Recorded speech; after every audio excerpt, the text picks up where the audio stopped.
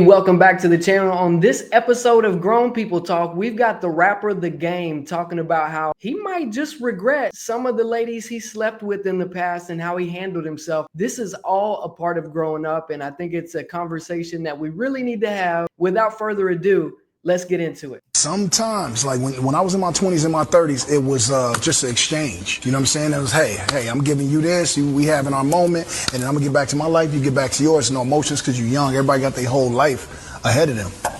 When you get in your 40s, man, you start feeling like you womanizing and I'm taking emotions home with me, or she's taking emotions out the door with her. I'm gonna be honest, I'm in my early 30s, and this has already been something that's crossed my mind a while ago. Guys, girl, the way we evolve is understanding some of our mistakes from when we were younger and trying to correct those things. It's okay to feel bad about piping down that baddie. Okay, it's okay to feel bad for only having sex with somebody for money. Like, it's okay to feel bad for those things. That's how we grow. That's how we evolve. Let's continue. If you are, living that type of lifestyle, and I'm like not sleeping good after that, because I feel like I had no pure intentions for this person, and this person is also late, 30s or mid 30s, and they got a life, and so like when you got, when you're young and you're dealing with a young woman, ain't nobody tripping. It's all good.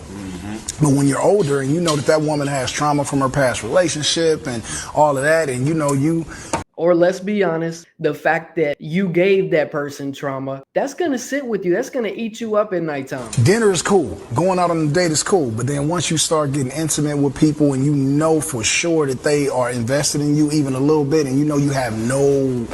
you ain't talking to this person after tomorrow, man. You carry like, you start feeling it. You didn't care about before, or feelings you never even thought or worried about. It's crazy. And then we don't. And then guess what? We don't even talk. We don't have nobody to talk to that about. So we got a lot. And I get mad. I'm who can you talk to? Yeah. Who can you be vulnerable with? Well, if I just took advantage of someone's emotions, right? And Matt is my boy, and he did the same thing a week ago. We ain't talking about that. We like, what's up, bro? Looking good. I will tell you the exact person that you talk to about it. It's easy to say, oh, your mother, your dad, whatever. Like, those people are going to judge you a little bit. Even if they don't say that they will, they really will. The correct person to begin to unpack this stuff and talk about this stuff with is going to be a therapist. I cannot begin to explain to you how therapy began to help me see the light at the end of the tunnel. What do I mean by that?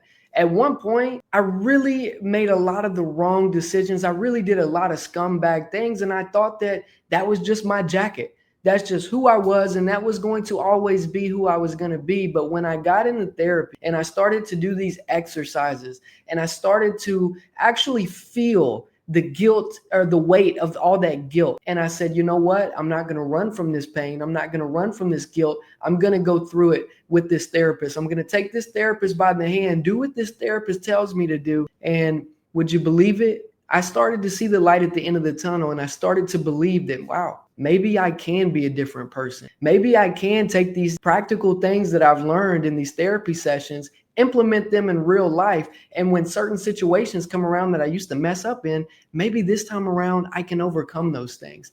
And I have. And I'm curious to see what you guys think. Have y'all ever done therapy? Like, what has your experience been with it? I'm very curious to see. But in all seriousness, guys, I do think that this is a perfectly normal thing to go through. It's something that we are all going to have to deal with at one point. What goes up must come down. That is just the law of life. And what I mean by that is that these crazy highs don't last forever. You can't rip and run going around hurting people, going around living how you want to live without consequence someday, unless you're a psychopath. I have the feeling that a lot of you guys are not psychopaths that are watching this video, and that one day life is going to hit you like a ton of bricks, and you're going to be forced to look at these things and forced to try and find someone to talk to. This is why I started this YouTube channel. I think that these things need to be talked about. These topics need to be discussed. There are so many people out there who don't have someone to talk to, who don't even know the beginning steps of what to do or how to talk to someone. I'm here to tell you now, I am no professional, but I did seek out professional help for me, and it has improved my life tenfold. I don't even know if you can put a number on it. It really has enriched my life experience from seeking out help. So I really do encourage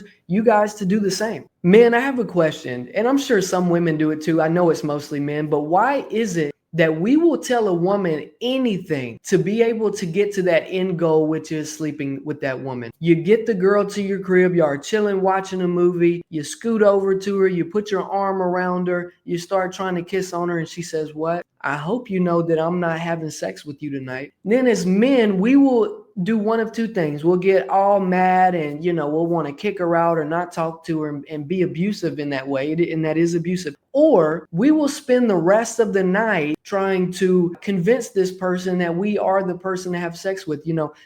She'll then say something like, "I bet you tell that to all the girls. I bet you tell all the girls that you want to be in a relationship." And then guys will say something along the lines of, "No, I really want you. I really like you.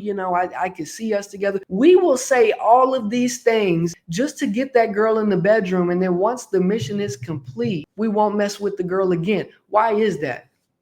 Is it the process of the hunt? Is it the process of the pursuit? I'm not sure psychologically what that may be. I believe it's something that a lot of people are guilty of. And this is exactly what Game is talking about. Having the wrong intentions with a woman. Now, it's been told to me, no matter what you do, no matter how apparently clear that you make it to someone that this is just a transactional thing, one party or the other will always catch some sort of feeling. And by definition, isn't that leading someone on? They say it all is fair in love and war, but that's just not true. And the older we get, we understand that. So I just want to know some of y'all's thoughts on this. I love videos like this. I thought you would too. That's why we did it. Let me know what you think down in the comments. I'll holler at you guys soon. Peace.